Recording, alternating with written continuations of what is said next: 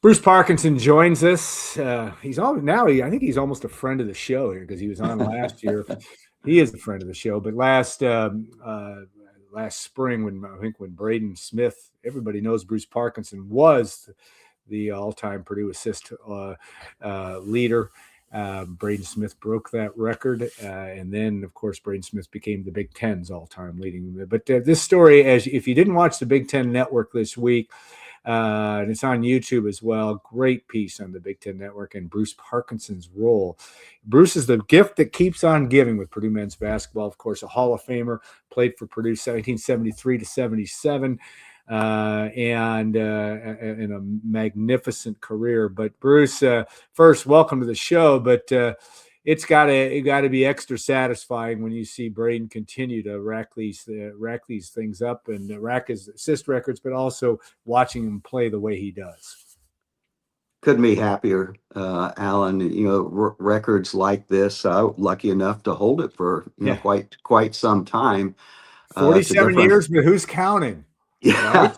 Yeah, of right. course, a different era, and the teams are playing, a lot more games. But to have the relationship with, with the family, from, going back to uh, Braden's dad, Dustin, growing up with Austin and being able to coach those guys with Dustin's father, and then probably start watching Braden in when he was in late junior high in AAU games, and then of course I probably saw 40 games throughout his high school career. So this is going to be broken, but to have someone like him from a very close family friend situation, but also the respect for how he goes about his life and his game.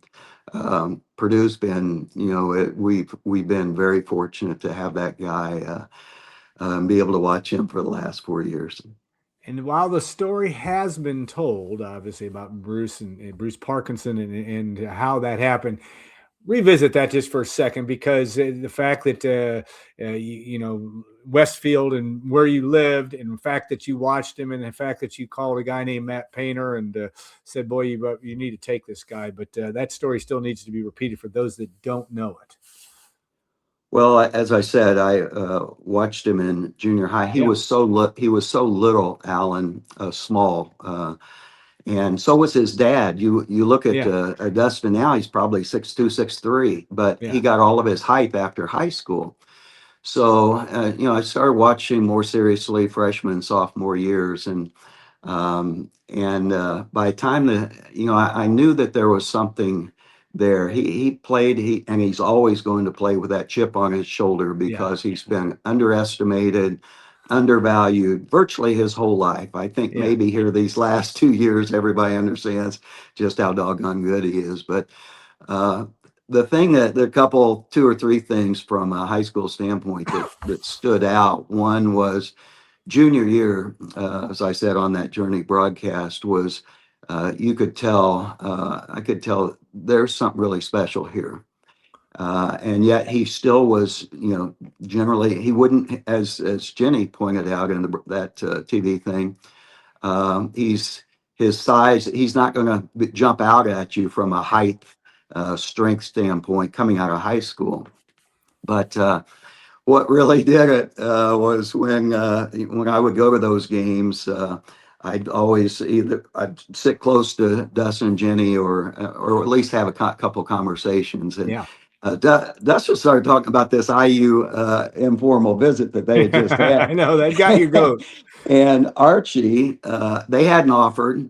Obviously, Purdue hadn't offered at that point, but it was an unbelievable visit that they were describing. I mean, Archie spent an hour with them after the game and rolled out the red carpet for them, and you could tell. I mean, for any of us, when he's talking to what is Belmont, Montana State, or Yeah. some of those schools, all of a sudden IU rolls out kind of the carpet for him and his family. And I said, nope, this ain't happening. And Yeah. that's what triggered me to call.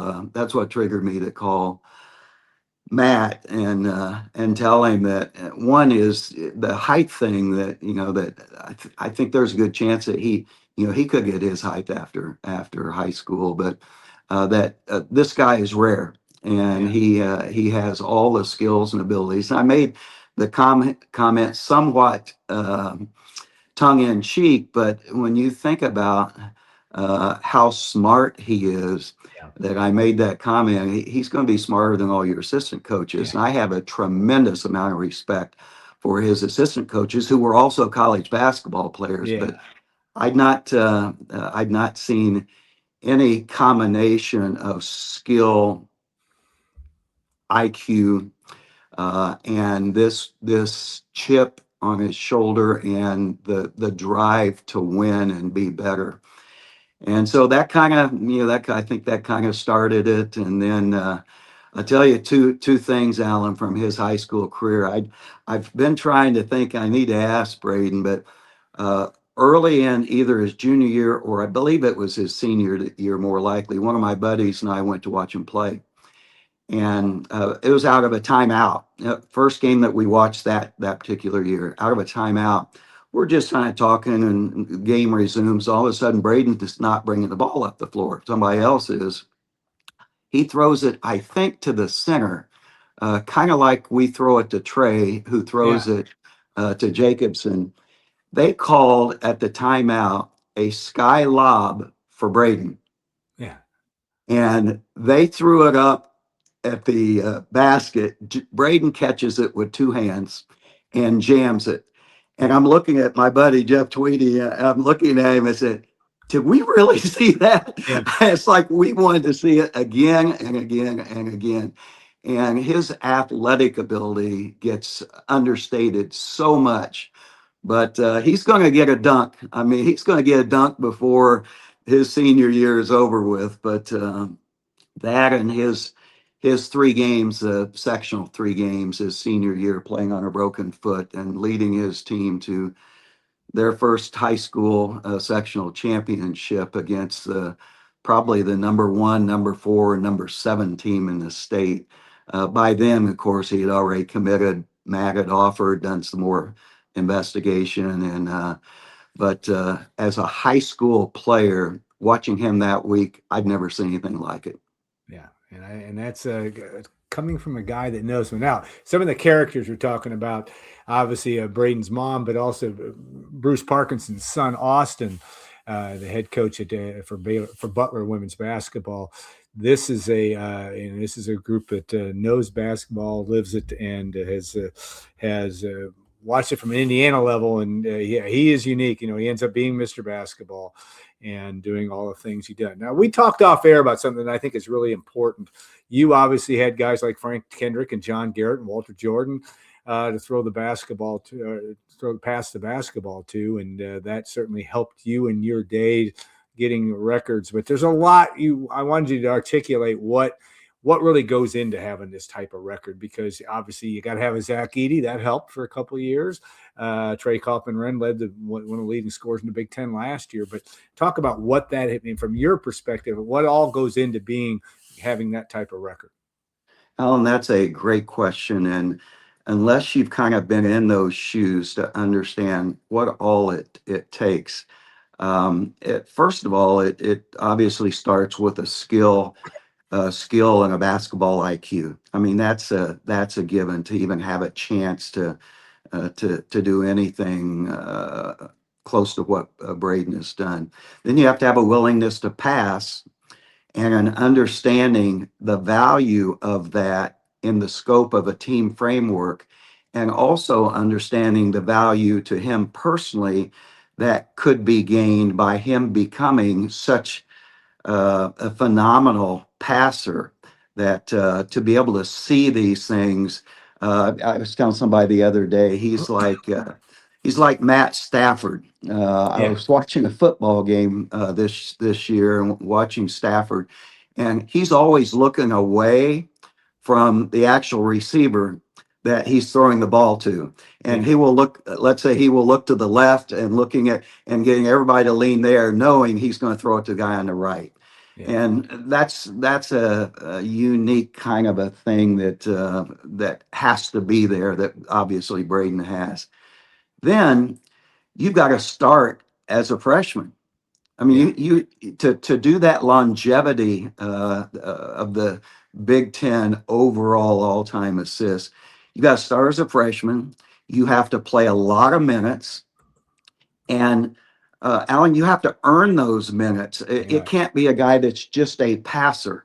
It's got to be a guy who's so valuable from his overall offense and his ability to guard somebody, to earn the right to, number one, start playing right from the get-go, and playing a whole bunch of minutes during the course of each and every game.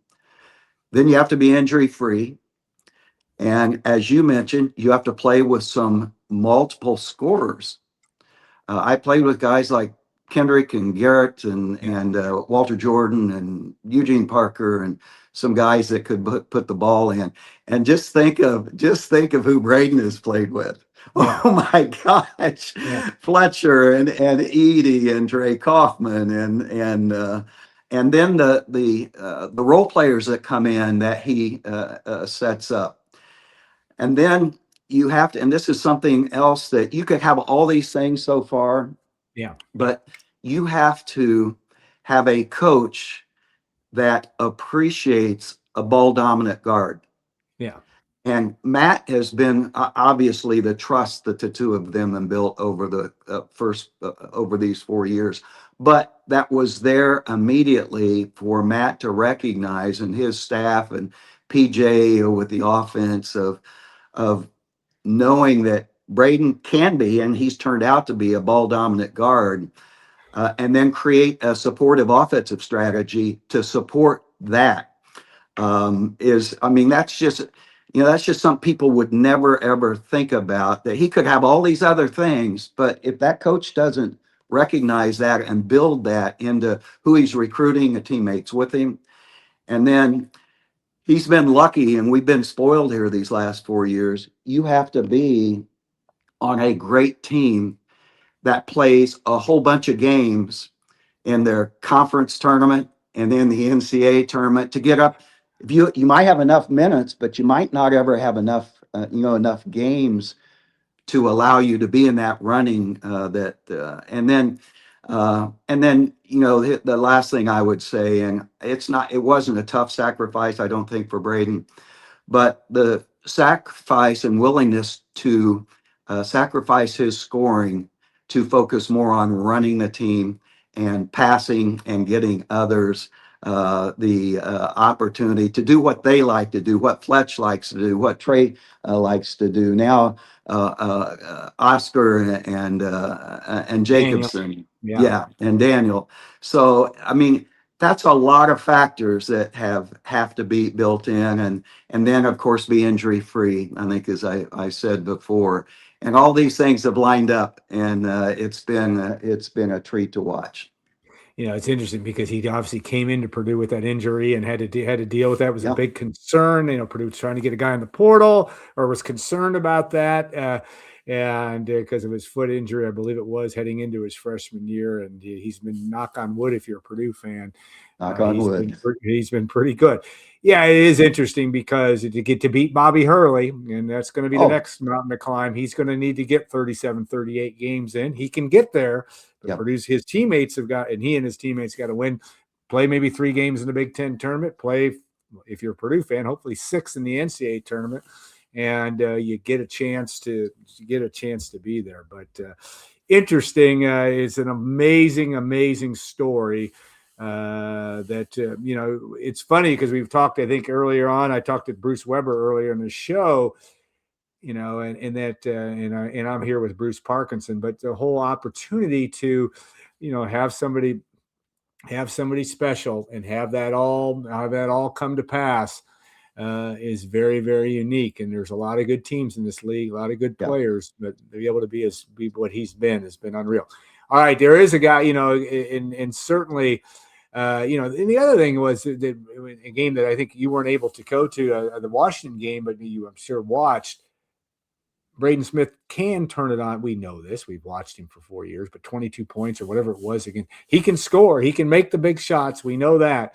And I have to, you had a chance, and injuries and some things caused you some difficulty down the end of your career and playing at the next level. But talk about that, and as you watch him and where he fits in at the next level, from your opinion.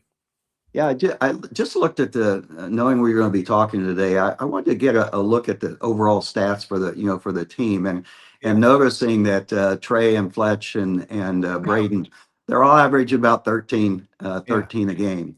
And I've said a couple things before about Braden's willingness to give up that scoring, because I enjoyed making that great pass, and I know Yeah. Braden enjoys making that great pass. I laughed. I was at the Minnesota game, Yeah. and they went to zone, Alan. You may not remember that during the course of the game. And Braden's walking up the floor, and it's almost like he has a smile or a smirk on his face. It's like, you guys are going to play a zone against me. I mean, it was like an insult, and it was like boom, boom, boom, boom. I think he had 3 assists within about the next 3 possessions in the game. But he is, as he showed last night, or at the Washington game, Wednesday, yeah. he can score. Yeah. He's more. He can score, and he's also a shooter. And I know I was reading the sports page this morning in the Star, and they made a comment about that Braden got those 3 fouls. He didn't start the first time ever, starting the second half. And I'm sure he wasn't happy about that. And yet the first time he came in, first time out, I think. Yeah. Well, I think he had a drive or something, and one of his patented kind of jump back shots, and they got the rebound again, and they threw it to him over in the corner, right in front of the Purdue bench at the 3-point line. Yeah. And he had nobody around him, and he shoots it, makes a 3. He's a shooter too. Oh, yeah, He just, if he had somebody, you look at the number of shots that Fletcher gets from not only Braden but his teammates. Trey has just done a remarkable job showing his ability to pass this year.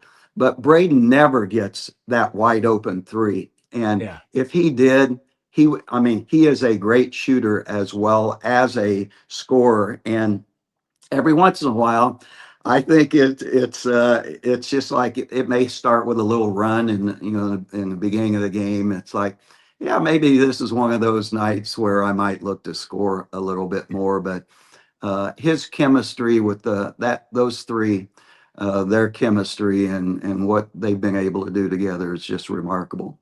And you're right. He lets the game come to him. Do you think he's got a? I mean, where do you see him at the next level? I mean, in the NBA or wherever he ends up.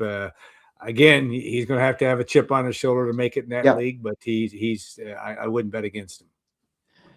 He has improved each year from about that junior high. Each year, it's been incredible, and he's continued that through his college career. And I was thinking back the other day, John Stockton and Chris Paul. Yeah. I know people today talk about T.J. McConnell as maybe a comparable, but I think it's more both Chris Paul and John Stockton are more complete players than I think TJ is. But Braden is a rebounding guard. Yeah, he is a rebounding guard. Now, he probably won't with Oscar and TK in there now, and they're fighting for rebounds. But he is a rebounding guard, even at his size. His jumping ability is really, really good. He has a big wingspan. And so, guys, he's a complete player who, it's a lot of this gets thrown out a lot, having a coach on the floor. But Braden is truly that coach on the floor. And I think that I can't imagine, I just can't imagine that there's not a role if he's playing with other scorers. they can't wait for a guy like him to Yeah. get on the score with them. Yeah, I think that's true. All right, one last thing, an obscure thing that you know, I know, because we know too many things. Bruce Parkinson came. Purdue's only had one triple double in its career. A guy named Joe Barry Carroll, who Bruce played with, and of course Joe did it with points, rebounds, and blocks. Bruce Parkinson was within an eyelash, right? 2 rebounds, maybe. I don't remember against Something like Minnesota that. what it was. I keep thinking, of course, Trey Kaufman-Renn needed assists, and I knew that probably wasn't going to happen on Wednesday night, though he's kind of starting to look like it. Braden Smith's may get there too, but that's maybe the last mountain for him to climb is that triple-double, because he is a very good rebounder. Rick Mount, I think, was the first one that really made me notice that this guy has got an arm span of 6'4", 6'5". He's instinctive. But what would you think if he got that done? You think it's going to happen this year? I don't know. It's a hard thing in college basketball to do. The double is something that he does kind of regularly. Yeah. But triple double, I'm hopeful that he could do that. But I'm more excited about if he gets a chance on a breakaway. I want to see. I hope that he's able, because he has no trouble dunking the basketball. I hope he gets a chance at a freebie out there somehow that he can do that. And what a career! And Alan, when you think through of looking ahead at what Matt's done and his staff of the people that are likely to be there starting next year with Daniel and Raleigh and oh my gosh, the set of guards, and then Ertl coming in. Yeah. And I tell you who I think of all of that, the guy I'm most excited about may be Jack Bentner. Yeah. I mean, he's playing out of position for him as a backup to Trey at the 4. When he gets to move to the 3, heck, he played guard and we've seen some flashes of that, but I think he's going to settle in with Raleigh and Daniel up front, and Bentner at the 3. Whoa, that's we got a lot to look forward to from what Matt's really got it going, and we're fortunate and lucky to be able to enjoy this. And that Jacobson guy too, you can still have that rim protector in there too. You're gonna be all right, and he's getting better every game. I think he really is. He's doing more and more things and being more and more comfortable out there. All right, the world of college basketball, according to Bruce Parkinson, and Purdue legend, and Purdue fans thank him for his playing days, but his role with getting Braden Smith maybe took it to a whole other level. So might be my best assist. Yeah, that might be the best assist ever. Absolutely. All right, Bruce, safe travels up to Mackey Arena. Get that phone out so you can watch Austin take on St. John's, you said, right? At the same time, yeah. Butler women's basketball, very, very proud family in basketball, and a great family as well. So Bruce, have a great rest of your day, and thanks so much for taking the time to join us. Thank you, Alan. All right, I want to thank our sponsors. Of course, Triple X on the Hill, but on the level of Purdue tradition since 1929. And then, of course, Trent Johnson, TrentIsMyAgent.com, our good friends at WLFI.com for making all this happen, too. We appreciate them. We'll be back next week. I think Mike DeCourcy is going to join us. And we'll have a lot of basketball talk, probably get Brian Newbert back on too to talk Purdue hoops, as he'll be on the West Coast, as Purdue will be out at USC a week from Saturday. So have a great rest of your day and weekend, and thanks for joining us on Gold and Black Live.